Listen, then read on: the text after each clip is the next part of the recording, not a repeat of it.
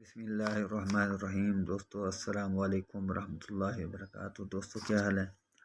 उम्मीद करता हूँ आप तमाम दोस्त खैरियत से होंगे। दुआ करता हूँ अल्लाह ताला आप तमाम दोस्तों को अपने हिफ्ज़ मान में रखें। आइए आज हम इंशाअल्लाह अल्लाह के फजल व करम से तीसरी तफसीर स्टार्ट कर रही हैं जीम वाली।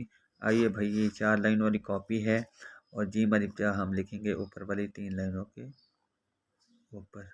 दोबारा देख लें, ऐसे लाइन लगाएंगे, जीम वाली जा ऊपर वाली 3 लाइनों पे आएगा और उसके बाद यहाँ पे जीम ऐसे और उसके बाद फिर बे बनाना है ऐसे। जब बन जाएगा ये ऊपर वाली दरमियान वाली 2 लाइनों पे आएगा और जीम वाली जा आपने 3 लाइनों पे लिखा था, जीम दाल जद दरमियान वाली 2 लाइनों पे आएगा और जीम रे जर 3 लाइनों पे ऊपर वाली और जीम अलिफ जा ऊपर वाली 3 लाइनों पे। जब जब हम लिखेंगे उस वक्त आएगा दरमियान वाली 2 लाइनों पे, जद 2 लाइनों पे, जर ये ऊपर वाली 3 लाइनों पे। यहाँ तक समझ आ गई है।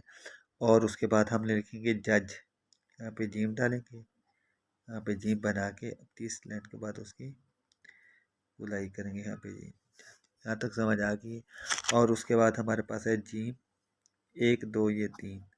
अब 30 लाइन के बाद उसकी गुलाई करेंगे जिस 3 लाइनों पे आएगा और यहाँ पे जीम, यहाँ पे स्वाद का पत्ता बनेंगे, 30 लाइन के बाद उसकी गुलाई करेंगे, ये भी 3 लाइनों पे आएगा।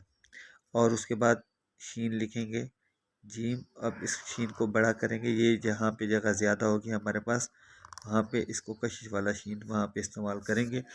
दोबारा देख लें मैंने आपको 1-2 मरतबा पहले भी बताया था, सीन और स्वाद और शीन की सब की गुलाई एक जैसी होगी, शक्ल ऊपर वाली चेंज हो जाएगी। ठीक हो गया।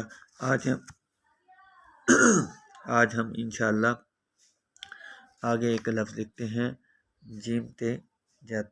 यहाँ पे जीम अलिफ बनाएंगे और यहाँ पे तोई बनाएंगे।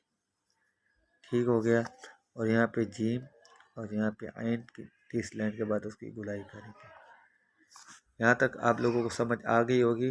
और दोबारा सुन लें, जीम अलिफ या 3 लाइनों पे आएगा, जब दरमियान वाली 2 लाइनों पे, जद 2 लाइनों पे, जर 3 लाइनों पे आएगा, जज 3 लाइनों पे आएगा, जिस 3 लाइनों पे, जस लिखा हुआ ये भी 3 लाइनों पे, जश लिखा हुआ ये भी 3 लाइनों पे आएगा और जत जा ये 3 लाइनों पे आएगा।